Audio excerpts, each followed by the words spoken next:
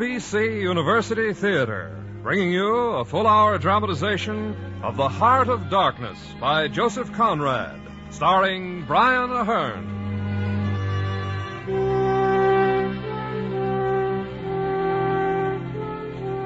Today, a story by one of the most exciting writers of the last century, Joseph Conrad.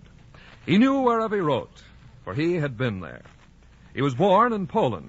At 17, was a sailor of France, and not many years later was a master mariner of the seven seas.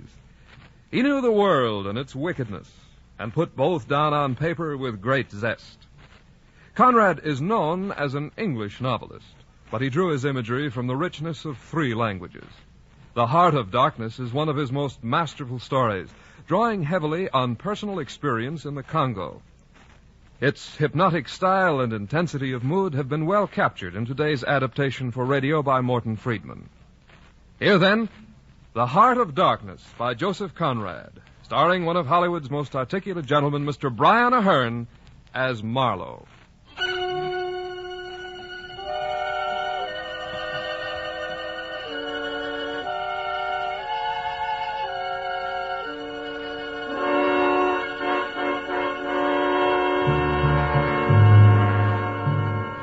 We are well separated, Kurtz and I.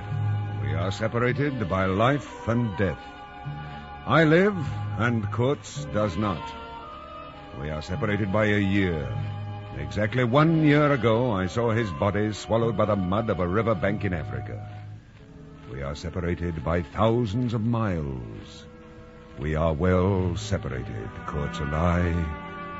And yet, less than an hour ago, I saw him again. And again I heard him. His magnificent voice, whispering, pealing, proclaiming, begging. And again I heard the beat of the drums, regular and muffled like the beating of a heart. The heart of a conquering darkness.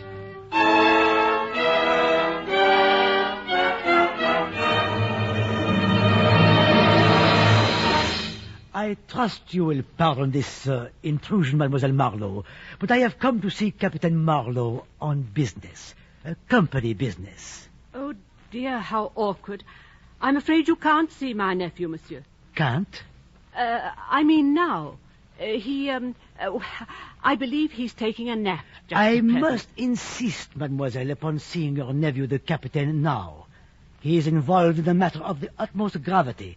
The company is quite perturbed. But if he's napping, I can't wake him. That won't be necessary. He is awake. There is a light in his room, the corner room. Well, really now. You smell it? Tobacco. The captain is smoking. I'll tell him you're here, if he's awake. Charlie? I'm awake, Artie. The director of the company. I know, I heard you talking. Tell him to go away. I don't want to see him. Charlie, don't you think you ought to get it over and done with? You know... I coughed twice. You both were so engrossed, I'm afraid you didn't hear. Monsieur Director. I'm so very glad to see you, Captain. You can't imagine how anxiously I have looked forward to seeing you again. And to talk to me, Monsieur Directeur, to ask some questions, Monsieur Directeur. Some questions about Kurtz. I see you are an intelligent man, Captain. I am pleased. Oh, can't we dispense with the sham? You're not here as a friend, but as a representative of the company. Say rather both. As a friend and as a representative, as you put it, of the company. Both. If you don't mind, I think I'd like to go to my room. I think that's wise, Auntie. Oh, there is no real need for you to go, mademoiselle. Whatever we have to say, your nephew and I think I shall be able to like you both better if I don't hear what you have to say to each other. Perhaps. Who knows? Now, Captain, about Kurtz. Shortly before this unfortunate death, Mr. Kurtz gave you a package containing some papers of his, did he not? Some papers and a photograph. In a shoebox. Oh, you still have them? Where are they? Let me have them. I still have them. I have them with me. And I will not let you have them. I beg your pardon. I meant to say, if you had them, might I see the documents Kurtz left in your care? Look here, when the manager of the central station told you I had the documents, he must also have told you that he tried to get them and couldn't. He did so report. And what makes you think I would change my mind because you asked me? Because they concern company territory, very valuable territory. A completely unexplored portion of the Congo until Mr. They Kurtz... have nothing in them in reference to commerce. They're all purely personal. There may be much of great value to science, geographers, anthropologists. I doubt very much if you're concerned with any values or any other profit than to yourself and the company. I confess I do not understand your obvious hostility, but you would do well to be civil. Oh, you're being ridiculous. After all, you insulted me first. You insulted my intelligence with your prattle about science. I do not make idle threats, Captain Marlowe. So believe me, I shall... You'll do nothing. Remember Kurtz's papers? There may be lots of profits in them. And I've got 'em, remember? Let's be sensible. What do you want for those papers? How much? Oh, so that they may be used for the promotion of science, of course. Oh, of course. How much? I'll match your generosity, monsieur.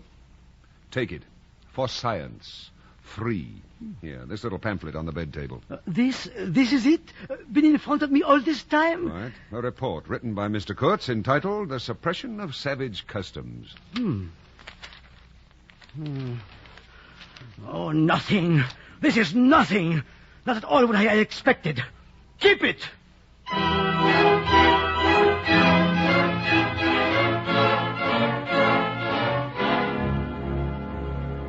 2 days later, I had another caller, a man who said he was Kurtz's cousin. This self-identified cousin was a musician. Yes, a musician, an organist. I have studied music for years. But did you know, sir, that my cousin Kurtz was essentially a great musician? No, I didn't. In plain truth, I couldn't tell what Kurtz's real profession was. He painted well, wrote well. I couldn't tell which of his many talents was the greatest. Oh, yes, you are quite right, sir. Yes, quite right. My cousin Kurtz was undoubtedly a universal genius. I agreed with the old chap. Kurtz undoubtedly was just that. Well, he left after a while, taking with him some family letters that had been among Kurtz's papers.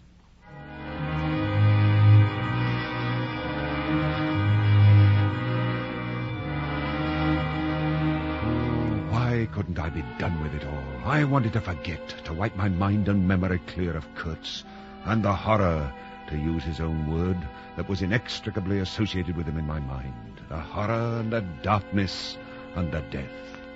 But mostly the darkness.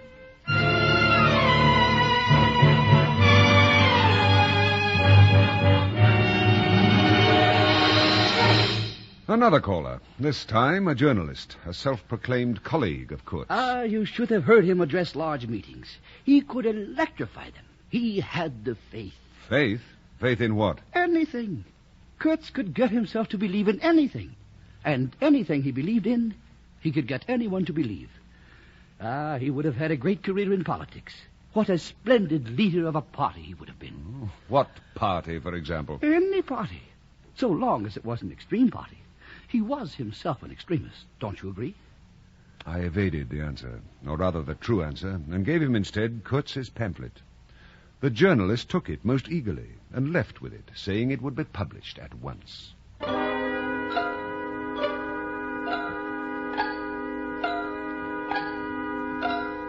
So now I am left with a slim packet of letters and the girl's photograph. All that had been Kurtz's, save these, have passed through my hands. His soul, his body, his station, his plans, his ivory, his career. There remains only his memory and his intended. I have gone to see Kurtz's intended, the girl of the photograph, to return the letters and the picture, to surrender to his memory, and to wipe my memory clear of all that oppresses it and me.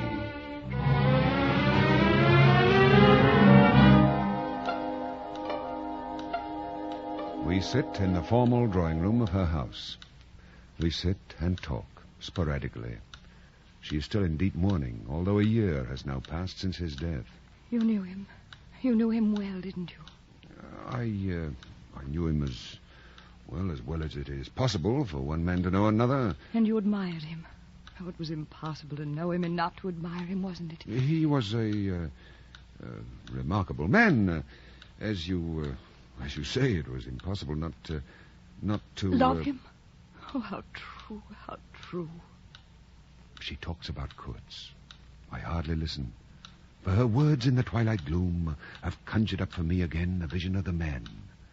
I see him again, and only occasionally hear snatches of her voice as it pierces the phantom that besets my mind and my eyes. He drew men towards him by what was best in them. Oh, it is the gift of the great, and he had it. It's unbearable, the burden of observing her grief.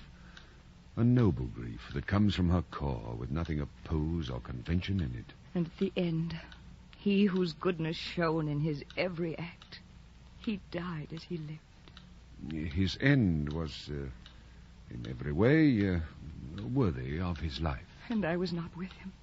No one near him who understood. I was with him. To the very end. To the very end. Oh, please. Please, his last words to live with. Don't you understand? I loved him. I loved him.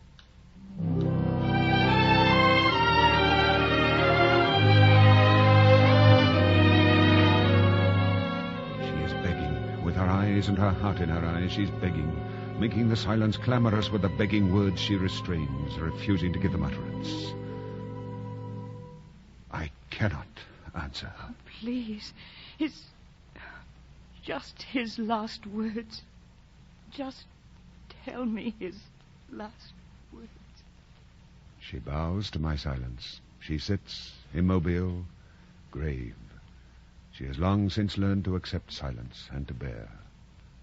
And I sit, and I cannot reply. I cannot tell her of the last, for I am caught up once more in the beginning. And in the silence it begins again. From the beginning. Almost 2 years ago.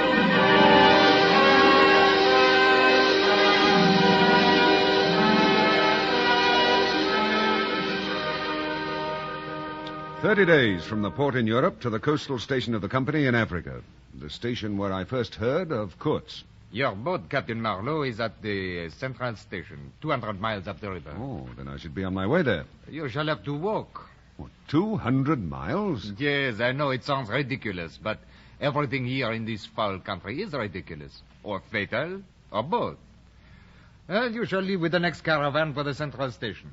As I said, that will be in 10 days. Maybe longer.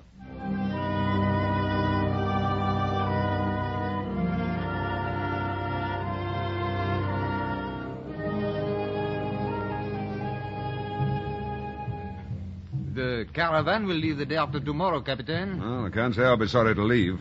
You have one interesting prospect. In the interior, you will no doubt meet Monsieur Kurtz. And who is this interesting Mr. Kurtz? Oh, believe me, Captain. Monsieur Kurtz is a remarkable person. A most unusual man. Oh, is he in charge of the central station? No. He is much further out, in the very bottom of the Congo. His trading post is in the true ivory country. He sends in as much ivory as all the others put together.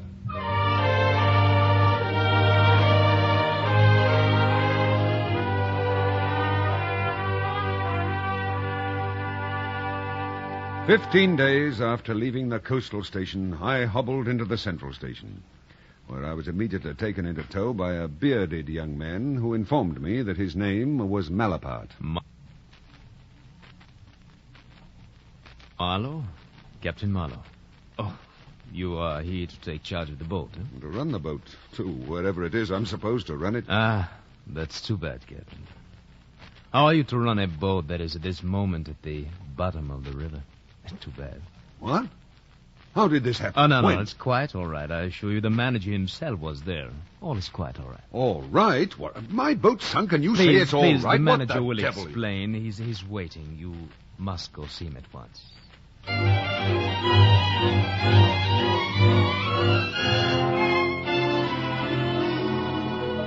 You're a very long time getting here, Captain Marlowe. The delays were beyond my control, Monsieur Renard. I could not wait. As manager of the Central Station, I'm responsible for the agents at the upriver stations.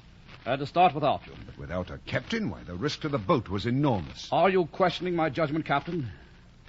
Ah. There are rumors that a very important station is in danger. That its chief, Mr. Kurtz, is ill. I do hope the rumors are false. Mr. Kurtz is... I know all about Mr. Kurtz. Ah?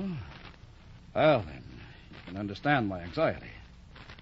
Tell me, Captain, how long will it take to get the boat off the bottom and repair it? Well, how the devil can I tell? I haven't even seen the wreck yet. Besides, I'm hungry and tired. I've walked 20 miles today, and I haven't eaten or sat down yet. Oh, it probably will take months. Months? Let's say 3 months. That ought to do it perfectly.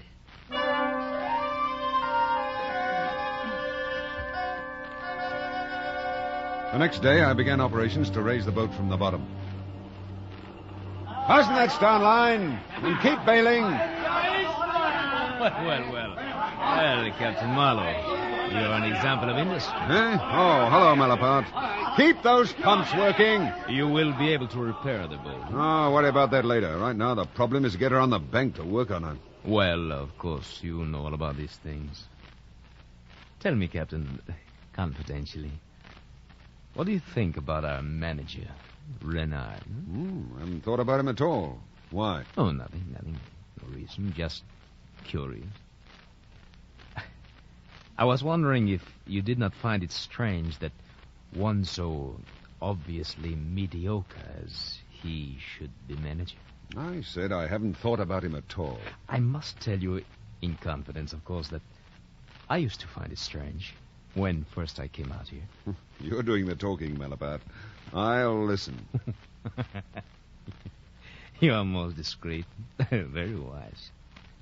However, do you know that I no longer find it strange that Renard is manager? He is manager because he is never ill. He inherited his position. Think of that. 9 years out here, and never once ill. That's very interesting. So what? Oh, nothing. You know, you cannot imagine how many men have come here from Europe hoping to replace Renard as manager. And every one of them has failed. And do you know why? It's of a magnificent simplicity, the answer. Renard outlives them. They die. Renard remains the manager. What are you getting at? Getting at? Oh, Captain Marlowe, I'm amazed. One might think that you suspected me of giving you a warning.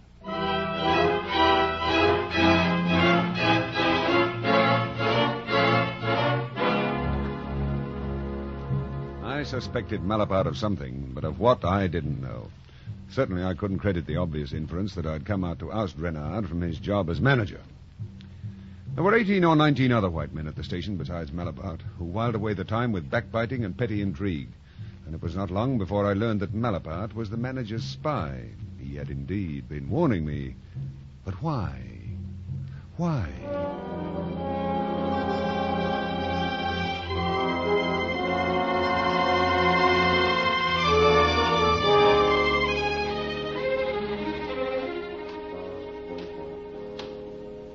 I do hope you don't mind my coming aboard the boat, Captain Marlowe. Oh, you're aboard already. I brought something I thought might interest you. A painting. It's small, but interesting, I think. Here, look for yourself. Subject's interesting. Native girl holding a torch, looks like. Hey, that's not bad. Not bad at all. Who painted it? Mr. Kurtz. Huh. Tell me, who is this Mr. Kurtz? The chief of the inner station. Much obliged. And you are the manager's spy. Everybody knows that, too. Come, talk. Kurtz is a prodigy. Today he is chief of the best station. Next he will be assistant manager. In a year or two... But I dare say you know what it'll be by then. You are of the new gang. I know. You know? Malapert, you've been reading the company's confidential correspondence. When Mr. Kurtz is general manager, you won't have the opportunity.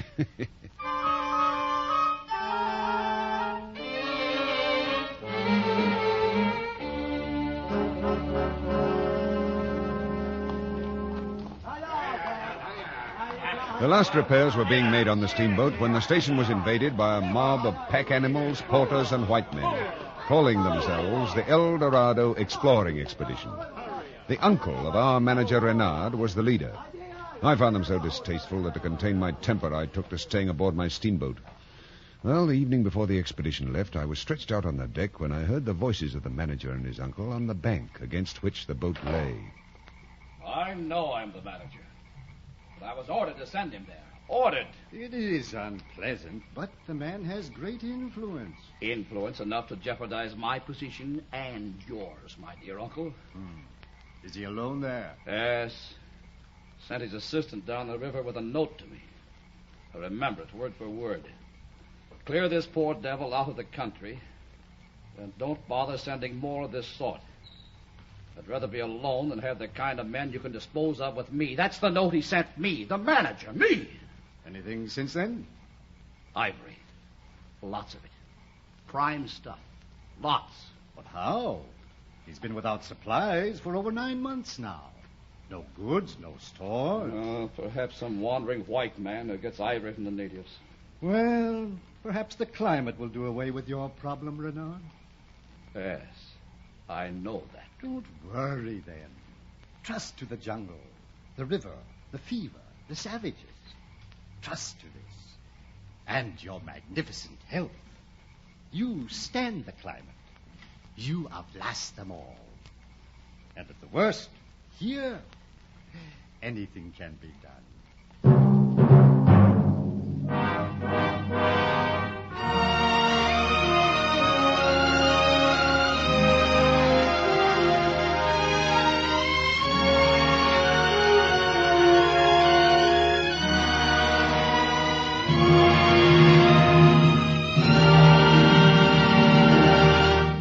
From Hollywood, the NBC University Theater is bringing you Brian Ahern in a radio version of Joseph Conrad's The Heart of Darkness.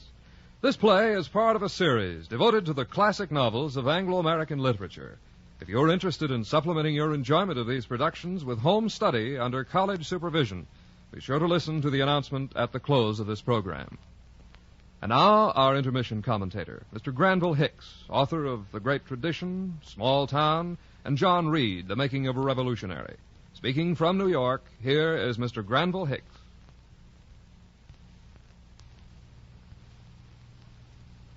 The process by which Joseph Conrad became a master of English fiction was as full of coincidences as one of Thomas Hardy's novels. In the first place, he was not a native Englishman, and in the second place, he chose for himself a career that was far removed from literature. He was born in Poland in 1857, and when he was 17, he went to France to become a sailor, in itself a surprising decision for a youth who had grown up in an inland country. In 1878, quite by accident, he signed on a British ship.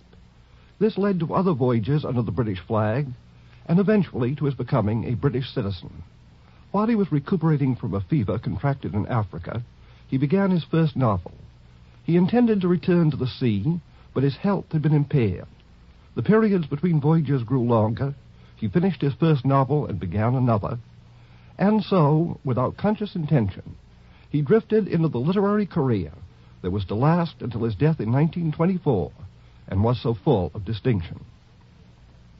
Like Herman Melville, Conrad based most of his novels on personal experience, and his most inspiring experiences, like Melville's, were associated with the sea.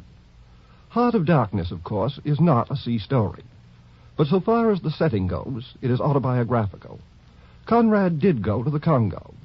The diary that he kept on that trip makes no mention of a Mr. Kurtz, but it demonstrates that he knew at first hand the heart of darkness. In a passage that has often been quoted, Conrad wrote, "My task which I am trying to achieve is, by the power of the written word, to make you hear, to make you feel, it is, before all, to make you see. The reader of Heart of Darkness does see the Congo and the impenetrable African jungles, but feeling is for once more important than seeing. What makes the story great is the overwhelming power with which Conrad creates a mood of terrified anticipation and realized horror. But there is something more in this tale than the evocation of a barbaric continent. Where is the Heart of Darkness, anyway? In Africa or in Mr. Kurtz? That is to say, in man. Today, after what we have known of concentration camps and human slaughterhouses, the story has a new meaning. Where does Kurtz's ambition lead for all his idealistic professions?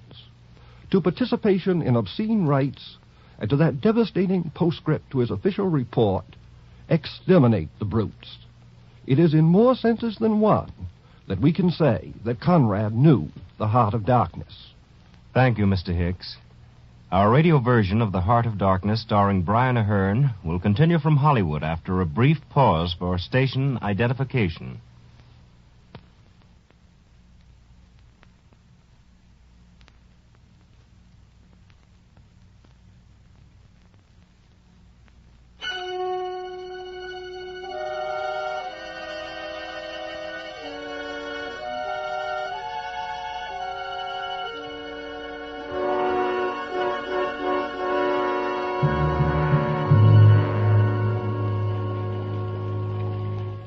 The El Dorado expedition plunged into the patient wilderness the next day, and 9 days later, the stern wheel of the steamboat began to churn the treacherous waters of the river and started upstream. It was 2 months to the day when we came to the bank below Kurtz's station. It was like a particularly torturous dream, that journey. The sort of dream one recognizes in the dreaming as a dream, and yet is unable to escape by awakening. A great silence enveloped us, and all about us, over us, beside us, beneath us, was darkness, ever darker as we penetrated further, until it seemed that we would soon be within the very heart of darkness.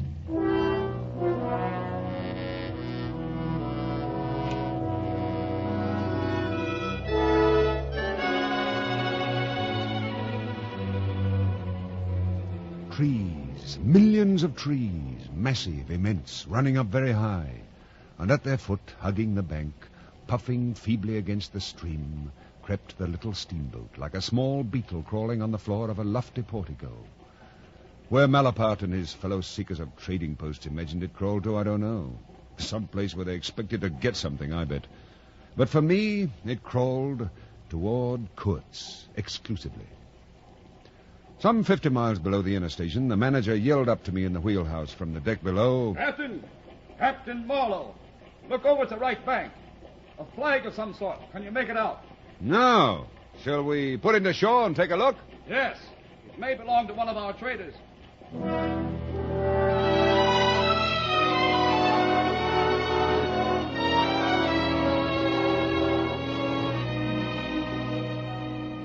A nice stack of wood all piled up. We can use it. Yes.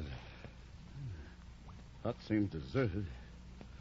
No signs of a struggle. Hello. Some meshes of some sort on that flat piece of board. Can you read it, Renard? Not without my glasses. It's so faded. See what you can make of it. It is faded. Wood for you. Hurry up. Approach cautiously. Well, there's a signature, too, but it's too faded to make out. It's a foolish message. Hurry up. Where? Approach cautiously. Where? Obviously not here. We weren't very cautious approaching. Idiot. Writes a message as if we were writing a telegram. The devil with it. Let's load the wood aboard and get on our way.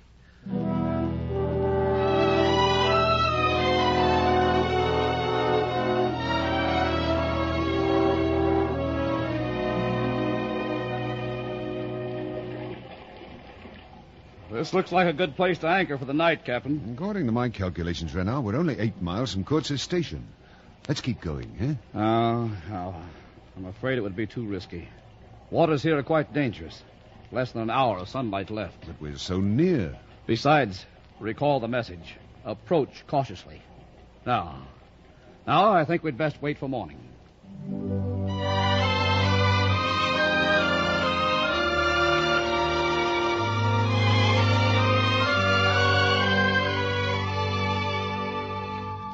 manager was right.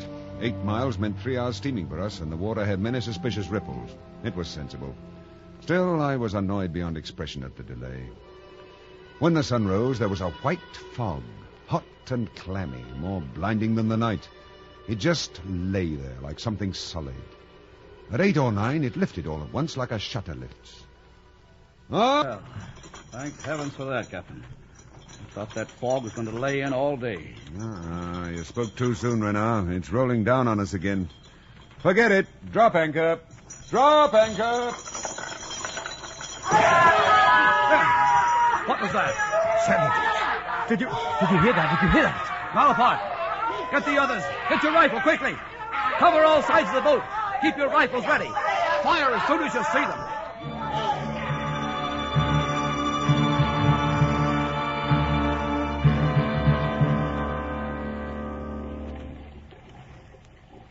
Finally, the fog lifted, and the boat headed into the western passage. It was narrower than it had seemed, and shallower. The deeper water was nearer the bank. I ordered my steersman, an athletic-looking native whom I called Boy, or various of the more pungent names a sailor learns, to steer inshore, whilst I kept a sharp eye ahead for snags and rocks. Hard right, Boy. Yes, Bwana. Hard, I said. Blast you, hard. Yes, Bwana. Steady now, steady.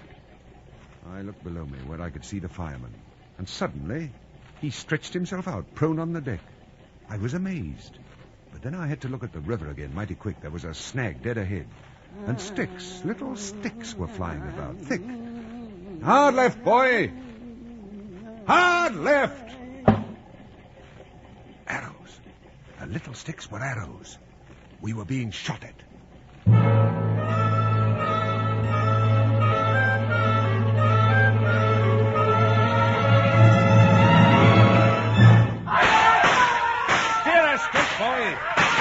Boy, where are you? That fool native had left the wheel, grabbed the heavy rifle that was on the wall of the wheelhouse, opened the side shutter, and was shooting. I grabbed the whistle cord and jerked out screech after screech, while with the other hand I held the wheel.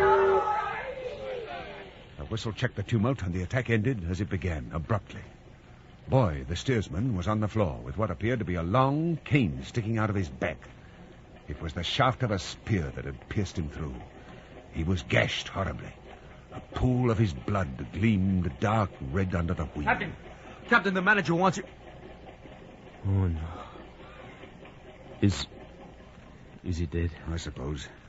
Here, hold the wheel. But I can't. I don't know. Hold it, blast you. Just hold it steady. I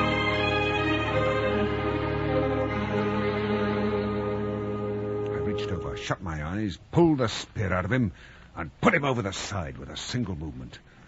The greatest strain was on my stomach, not my strength, as I put my arms around that body. Marlowe. Good heavens, Marlowe, you're not going to... What do you want to keep the body hanging about for? To embalm it? The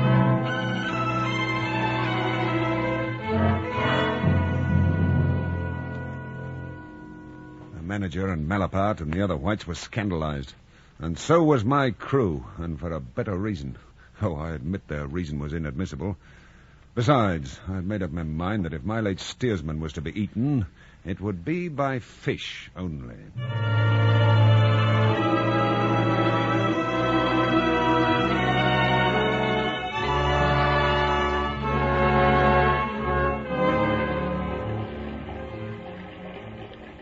There is really very little point in going ahead. These savages have surely burned the station to the ground. Most probably. And Kurtz, too, then, is undoubtedly dead. Now, what do you want to do, then? Shall I turn the boat around and go back downstream? Oh, no, not at all. We must examine the remains. If we can, give poor Kurtz Christian burial. Marlowe, fire does not always destroy ivory. The ivory he collected may still... The ivory. I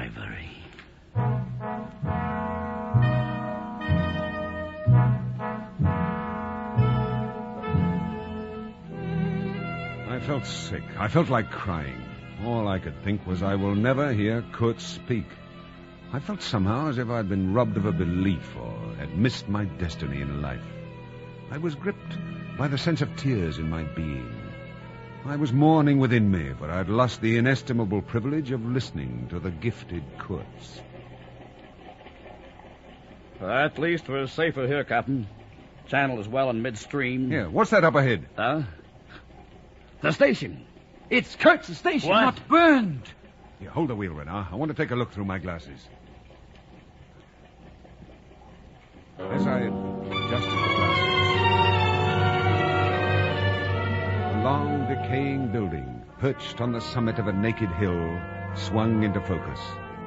There was no stockade or fence around it, but apparently there had been one, for near the house half a dozen slim posts remained, roughly trimmed and ornamented on top with round, carved balls. On the bank, I saw a white man wearing a hat like a cartwheel, waving his arm in frantic circles.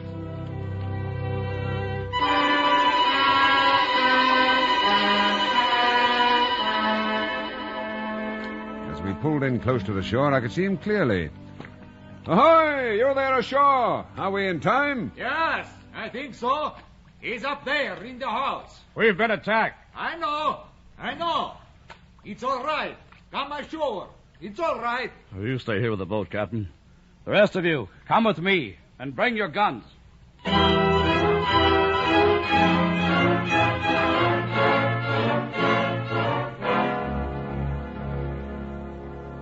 The manager and the rest of them went ashore, up to the hill and to the house. And the other chap came aboard. They are simple people, but I'm glad you have come. It took me all my time to keep them off. Oh? They meant no harm. That is not exactly... You see, you just can't tell when they mean harm or no harm, or then again...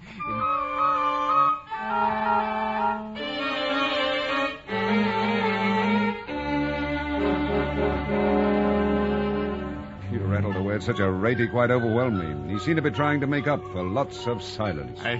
I'm afraid I'm talking too much, but I can't help myself. I've got so much talk bottled up in me. Why, don't you talk with Mr. Kurtz? With Mr. Kurtz? No, my friend, you don't talk with that man. Oh, you listen to him. And I tell you, this man has enlarged my mind. Not just me, no. The natives, too. Not that I mean they have minds, but whatever it is they have, he has captured it. Then why did they attack us? Oh, they don't want him to go. Oh, don't they? No. But you must take Kurtz away quick. Quick, I tell you. He is very badly off. Very badly. I have been doing my best to keep him alive. Calm yourself. I'm sure you've done very well. No, I have no abilities.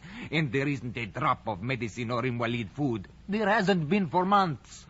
So shamefully abandoned. A man like this with such ideas is shameful. I can't do any more. I haven't slept for the last 10 nights. I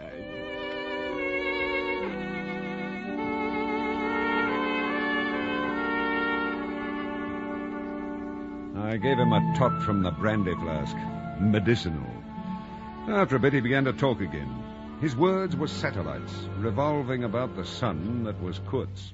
We met by accident in the jungle. And ever since you've been with him? Oh, no, hardly ever, except twice when Kurtz was ill.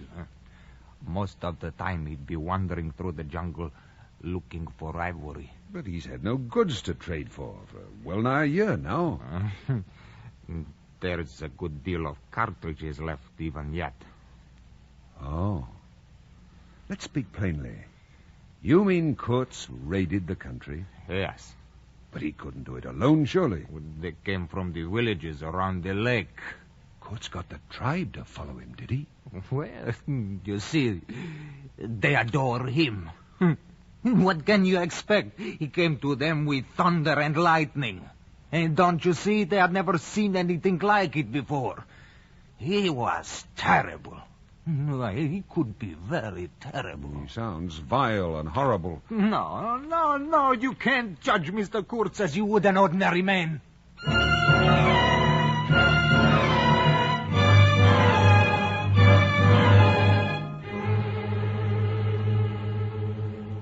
He finally subsided into silence. I picked up my binoculars and looked more carefully than before at the fence that had once enclosed the house and at the round carved ball that ornamented the top of the pole.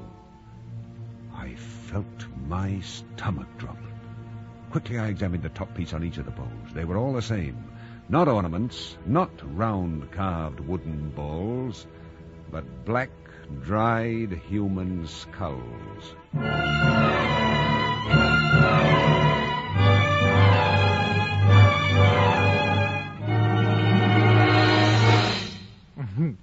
I should have taken them down, but I didn't dare.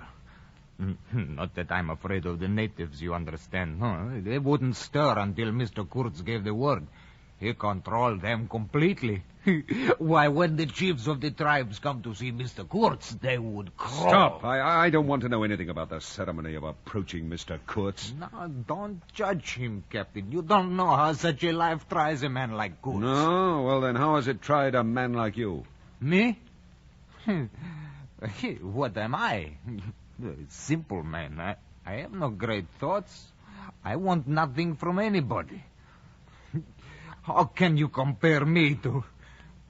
Me, nobody, nothing.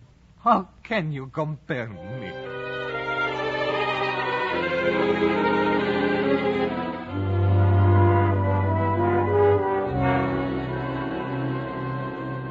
We were silent, he and I. We watched the sudden tropic nightfall. It shadowed the house, and the shadows were lengthening down the hill toward the river, which still glittered with a dazzling splendor. Not a living soul was to be seen on the shore. Not a single bush rustled. Suddenly, around the corner of the house, a group of men appeared, bearing an improvised stretcher in their midst. And instantly, in the emptiness of the landscape, as if by enchantment, streams of human beings, naked human beings, seemed to rise from out the very ground to surround the group of men bearing the stretcher. If he doesn't say the right thing to the natives now, we are all done for. Well, let's hope that the man who can talk so convincingly will find some particular reason to do so and spare us this time. Oh, they're so far away. If only I could hear him.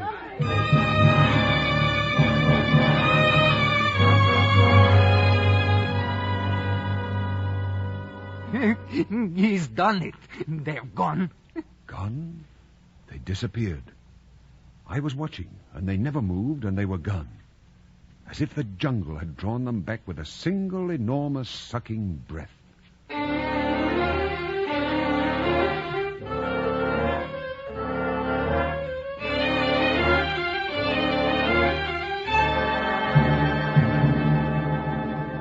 They brought Kurtz aboard and put him in the little cabin next to mine. We'd brought along his mail, a year's worth of torn envelopes and opened letters, now littered his bed. He waved one of the letters and, looking at me, spoke. I'm glad to see you, Captain. They write fine things about you. Gentlemen, would you leave us? Mr. Kurtz and I have some matters to discuss. Did I describe his voice truthfully, Captain? Huh? Did I? It's amazing. Such strength. And the sound of it. Why, he doesn't look strong enough to whisper. Hey, there's something on my heart. I feel you should know, yet if it were known, it would affect Mr. Kurtz's reputation gravely. He couldn't see that Kurtz was already as good as in his grave. To him, I suspect, Kurtz was one of the immortals. I don't want anything to happen to you or the others here, but I must consider Mr. Kurtz's reputation. All right, I promise you, Mr. Kurtz's reputation is safe with me. The attack on your steamboat. Mr. Kurtz ordered it. He had sometimes the idea of being taken away. And then again, I don't quite understand it. I am a simple man. He thought it would scare you away, that you would give it up, thinking him dead. I have had an awful time of it this last month. He's all right now, though, isn't he? Yes. Thanks. I shall keep my eyes open. And your promise to keep that. As you would yourself. Thank you, Captain. Goodbye.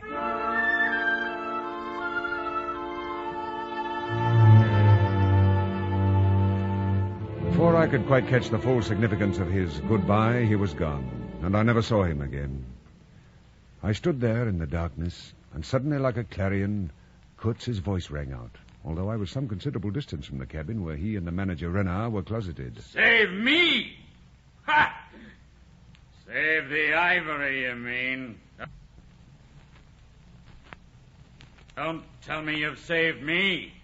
Why, I had to save you. Now you're interrupting my plans. Sick? Not as sick as you'd like to believe. Never mind. I'll carry my ideas out yet. I'll return. I'll show you what can be done. You and your little peddling notions. You're interfering with me. I'll return.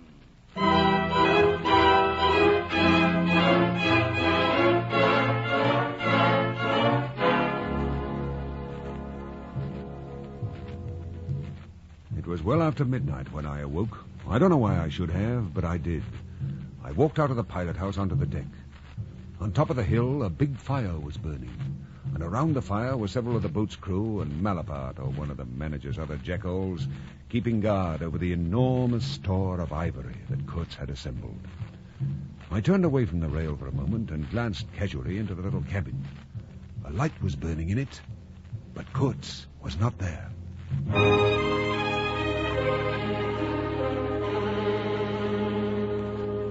In that moment, I knew pure terror. Kurtz was going back to the jungle. And once he reached the natives, he would order our massacre. He would never allow us to return to tell.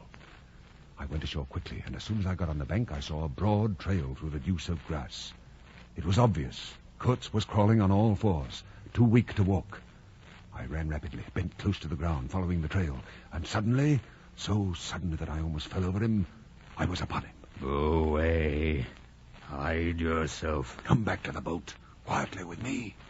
I was on the threshold of great things. Now this stupid scoundrel, this Renard... It doesn't matter. Your success in Europe is assured in any event. I already have it here. Look there by the fire. See him? I looked. Not 30 yards away was a fire, and striding up and down before it, a black figure, majestically erect, wearing horns, antelope horns, I think, on its head. He is a witch doctor, a priest, and I am the god he worships, and all the rest of them, it is I. The love of your own, your family, the girl you're to marry, the awe and fear and respect of your own, Kurtz. Don't you want that? What more have I ever wanted? And yet... And your mind, Kurtz, your mind and your talents, your genius. Where can they receive proper recognition here? Who can appreciate them here? No one. And I am a great man. I am.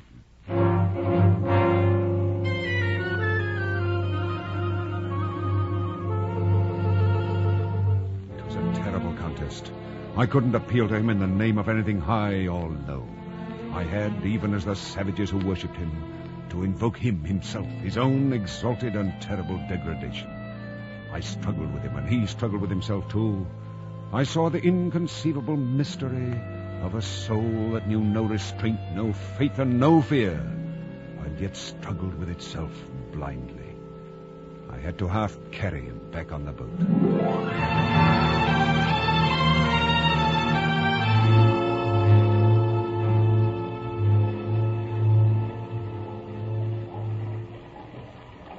The brown current ran swiftly out of the heart of darkness, bearing us back with twice the speed of our journey into the jungle. And Kurtz's life was running swiftly, too, ebbing out of his heart into the sea of inexorable time. And I saw it, for he was not in the little cabin, but in the pilot house, where there was more air. And Kurtz would talk, discourse abruptly, without preamble or explanation, much as a gramophone record blares out music from whatever spot the needle is put to it.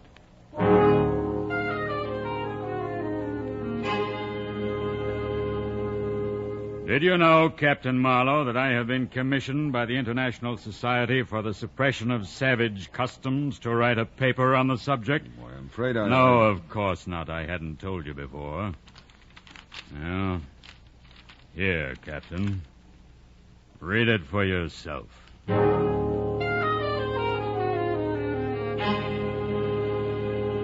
I read it, 17 pages of it. It was magnificent. It gave me the notion of an exotic immensity ruled by an august benevolence. It had unbounded eloquence, noble, burning words, but no practical suggestions to interrupt the magic current of phrases, unless a kind of note, scrawled evidently after the report proper had been written, that appeared at the foot of the last page. It was just this: exterminate all the brutes.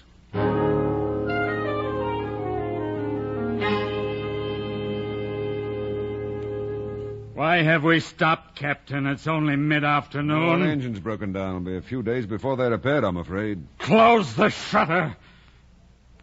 Jungle is looking in at me. Close it, please. All right. Don't get excited, Kurtz. Can't bear to look at it. It laughs at me. It listens to me talking of my ivory, my station, my river, my career, my intended. It listens and it laughs. It knows all these belong to me. It knows. But it laughs because it knows that I belong to its own infernal powers of darkness. I'm sold to it. I was bought by... Never mind the vile purchase price. I know the price, and the jungle knows. Oh, come now, Kurtz. Your nerves are getting a little low. Here, get some sleep. You'll feel better. No, Captain. It won't be too much longer. That much is plain. I know it. You can see it. There's a shoebox under my bed. Take care of it for me. It's got some private papers and my intended's photograph. That stinking fool Renard is capable of prying into my things, and I want you to see he does not. All right. Please, would you mind leaving me alone for a bit? No, not at all. Not at all.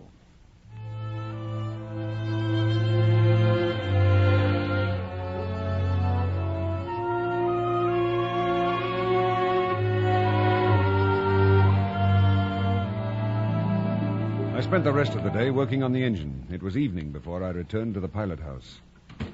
Kurtz lay on his bed, staring straight ahead, unblinking, immobile. I'm lying here in the dark, waiting for death. Oh, stop talking nonsense, Kurtz. Why, there's a candle within a foot of your eyes.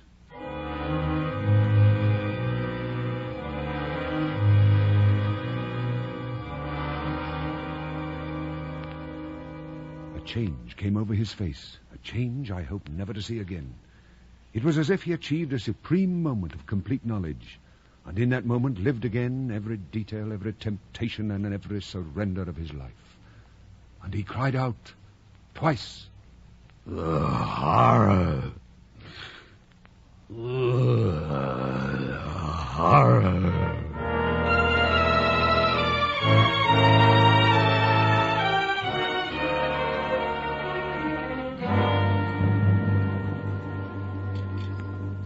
Pass the salt, please, Malapart. Here you are. Thank you. Salt, Captain? Oh, no, it's all right as it is. Tell me, how is Kurtz tonight? Oh, all right, I guess. I think I should pop in, say hello to him. Ask him if he's ready for his dinner. Right, I'll do that. You know, when I get back to Europe, Captain, I'm going to find the man who sells us this tinned beef, and I'm going to shoot him. Why not torture him? Make him eat some of it. That's very good, Captain. That's very good. Kurtz! He's dead. Oh. Come on, let's see. Coming, Captain. No, I haven't finished my dinner.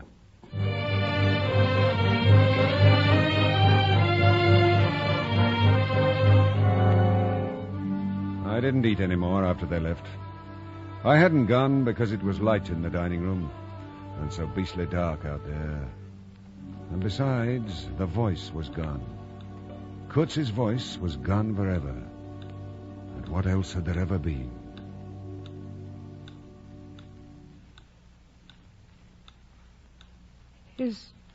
Last words, please. You must tell me, Captain. Please, won't you? Won't you tell me his last words? Kurtz is intended. I'd quite forgotten. I was in the drawing room of a house back in Europe. The house of Kurtz is intended. You've been thinking of him, of Kurtz, haven't you? Yes, oh, forgive me, most impolite. I understand. Often I sit and I think of Kurtz, remember him, miss him, and never miss the hours that go by. Had I been remembering Kurtz for hours? I don't know, but the dusk is gone, and night and darkness fill the room. You will tell me, won't you? You will tell me his last words. Oh, you must. The last word he pronounced was your name. I knew it. I was sure. I was so sure. So sure.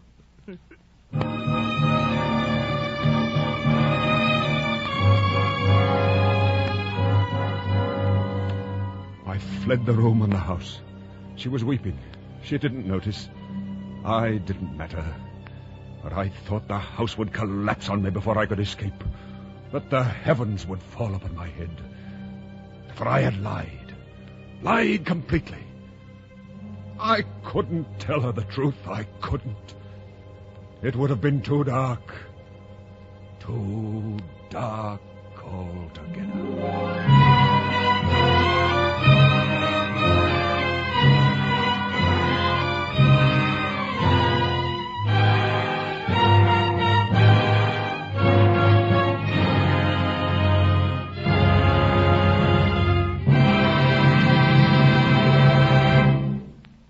You have been listening to The Heart of Darkness, an NBC University Theater production of the Joseph Conrad short story starring Brian Ahern as Marlowe. Next week at this same time, we will bring you another classic of Anglo-American literature, The Age of Innocence by Edith Wharton. The present semester of the NBC University Theater is devoted to the classics of Anglo-American literature from the time of Henry Fielding to that of Henry James. If you wish, you may learn more about these authors and their works by enrolling in the college-supervised courses now being offered in connection with the NBC University Theater. The University of Tulsa in Oklahoma, Washington State College, and Kansas State Teachers College have now completed their plans for offering such a course in the coming months, thus joining the University of Louisville, whose established home study plan is already serving listeners in another area of the nation.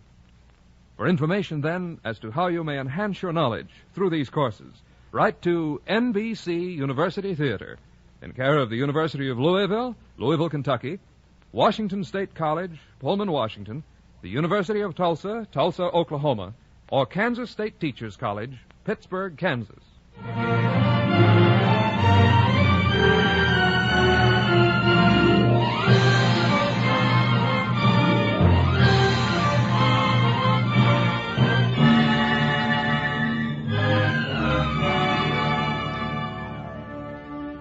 The Heart of Darkness was adapted for radio by Morton Friedman. Our intermission commentator was Granville Hicks.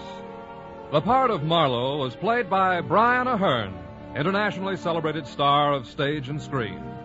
Our cast included Rolf Sedan, Doris Lloyd, Tony Barrett, Lynn Allen, Roy Engel, Jerome Sheldon, Ben Wright, Whitfield Connor. Your announcer, Don Stanley. The original musical score was composed and conducted by Dr. Albert Harris. The director of the NBC University Theater is Andrew C. Love. Next week, be with us again for the NBC University Theater dramatization of Edith Wharton's fine novel, The Age of Innocence, starring John Sutton.